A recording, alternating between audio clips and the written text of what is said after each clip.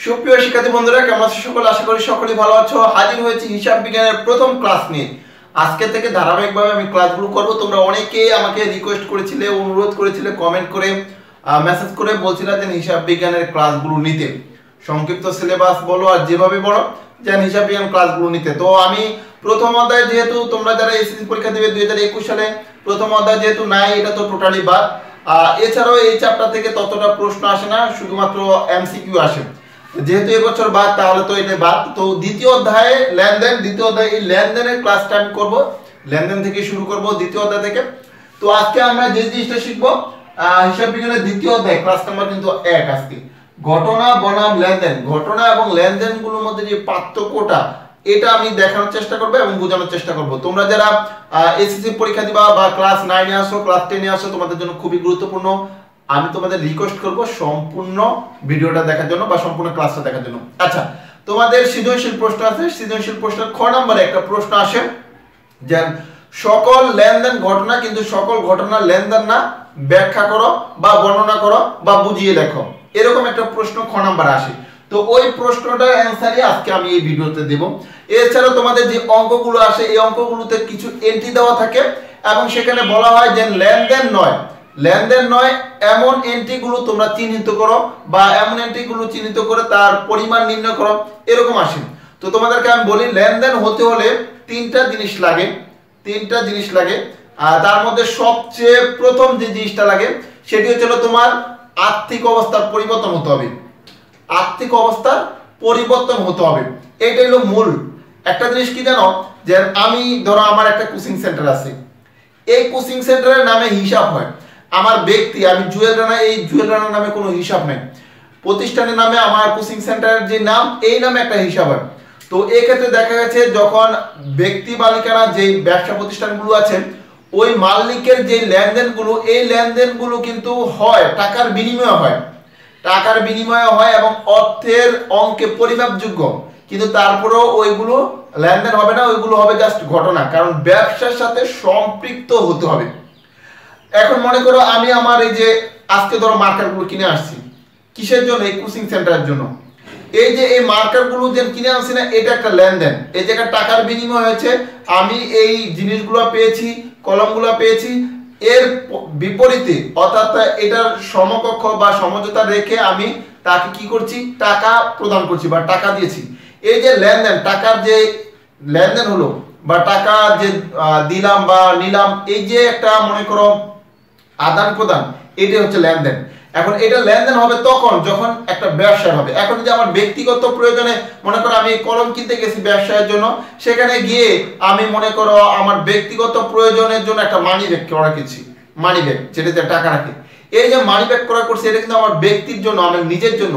এই যে নিজের জন্য যেটা কিনলাম না, এটা তোমার লেনদেন হবে না, এটা জাস্ট একটা ঘটনা।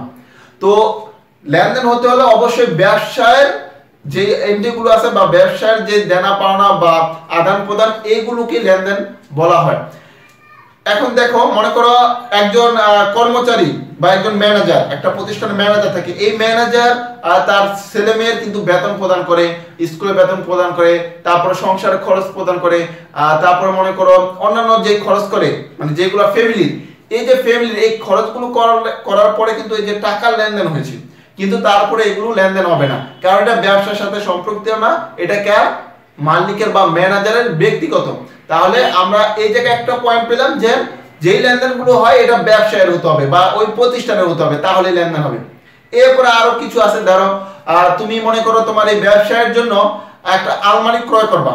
এই আলমারি ক্রয় করার জন্য একটা মানে দোকানে যে জায়গায় আসবাবপত্র তৈরি করে, এখানে তুমি অর্ডার করছো যে না আমার কি লাগবে, একটা আলমারি লাগবে। এই জায়গায় আলমারিটা বানাতে কত লাগবে? 20,000 টাকা লাগবে। এই যে তুমি অর্ডার দিয়ে আসলা, এটা কিন্তু লেনদেন হবে না, এখানে টাকার লেনদেন হয় না। অর্ডার দেওয়া বা তোমার কাছে তোমার যে দোকান, এই দোকানে যদি কেউ যদি কোনো কিছু কেনার জন্য যদি অর্ডার দেয় বা এই জায়গায় যদি তোমাকে বলে যে আমি এটা কিনবো 20,000 টাকা, 50,000 টাকা, যত টাকারই যদি কেনার জন্য অর্ডার দেয়, এই অর্ডারগুলো তোমার লেনদেন হবে না। যখন এই পণ্যগুলো আমার থেকে নিবে এবং আমাকে টাকা প্রদান করবে, তখন এই জিনিসটা লেনদেন হবে। তাহলে এই জায়গায় আমরা বুঝতে পারলাম কি, যেন এই জায়গায় তোমার টাকার লেনদেন হতে হবে, ব্যবসায়ের টাকা কমতে বাড়তে হবে এবং দুইটা পক্ষ থাকবে, এক পক্ষ সুবিধা ভোগ করবে আরেক পক্ষ সুবিধা ত্যাগ করবে। যেমন আমি টাকাটা প্রদান করছি, কলমগুলো আনছি আমি, ঠিক আছে, এই জায়গায় আমি সুবিধা ভোগ করছি এবং কিছু সুবিধা ত্যাগ করছি। একটা হলো ভোগ করছি, একটা জিনিস পাইছি, আর একটা জিনিস ত্যাগ করছি। দোকানদারও একটা জিনিস পেয়েছে, টাকা পেয়েছে এবং এই কলমগুলো দিয়েছে। তাহলে কি হবে, আর্থিক অবস্থার পরিবর্তন হতে হবে, ব্যবসায়ের লেনদেন হতে হবে, দুইটা পক্ষ হতে হবে। আশা করি ক্লিয়ারলি বুঝছো। এখন মনে করো যে একজন দোকানদার মনে করো কিছু করতে গেছে, করতে যে মনে করো কি বলে জিনিসপত্র যখন ক্রয় করে আনতে নিয়েছে, তখন গাড়ি থেকে মনে করো পড়ে বা গাড়ির সাথে অন্য গাড়ি অ্যাক্সিডেন্ট হওয়ার কারণে তোমার এই গাড়িতে যে জিনিসপত্র ছিল এই জিনিসপত্র ক্ষতি হয়েছে এবং ওই ম্যানেজারে তোমার কি হয়েছে, পা ভেঙে গেছে, ম্যানেজারের পা ভেঙে গেছে বা সে অসুস্থ হয়ে গেছে। এখানে তোমার লেনদেন হবে ওইটা যেগুলা ক্ষতি হয়েছে, এই জায়গায় বিবিধ ক্ষতি হিসাব হবে। যে ক্ষতিটা হয়েছে না, এই ক্ষতিটার সাথে ব্যবসায় সম্পৃক্ত। এই জায়গায় যদি 50,000 টাকার মাল লস হয় বা ক্ষতি হয় বা নষ্ট হয়ে যায়, এটা তোমার লেনদেনে আসবে। আর আরেকটা হচ্ছিল তোমার ওই যে ম্যানেজারের যে আহত হয়েছে বা তার পা ভেঙে গেছে, এটা লেনদেনের সাথে সম্পৃক্ত না। অর্থাৎ ব্যবসায়ের সাথে যেগুলো সম্পৃক্ত এবং ব্যবসায়ের টাকা যদি তোমার পরিবর্তন হয়, আর্থিক অবস্থা পরিবর্তন হয় এবং দুইটি পক্ষ যদি থাকে, তাহলে তোমার লেনদেন হবে। তো এই হচ্ছে লেনদেন নিয়ে ফার্স্ট ক্লাস। এই চ্যাপ্টারে আমি দ্বিতীয় ক্লাস করব। দ্বিতীয় ক্লাসে যদি টোটালি ধারণা দিতে পারি তাহলে তো হলেই, আর যদি না পারি তাহলে তৃতীয় ক্লাসে 3টা ক্লাসের মাধ্যমে আশা করি যে তোমাদের এই চ্যাপ্টারটা শেষ করব। এই হিসাব বিজ্ঞানের প্রতিটা চ্যাপ্টারের উপরে 3টা 4টা কি 5টা ক্লাস করে আশা করি যে চ্যাপ্টারগুলো আছে এই চ্যাপ্টারগুলো আমি শেষ করার চেষ্টা করব। তো এই ছিল আজকের ক্লাস। ক্লাসটি কেমন লাগলো বা বুঝছো কিনা আমার কথাগুলো, তাই একটু কমেন্ট বক্সে জানিয়ে দিবেন। তো ভালো থেকো, সুস্থ থেকো, ফিরছি পরবর্তী ক্লাসে। সেই পর্যন্ত আল্লাহ হাফেজ।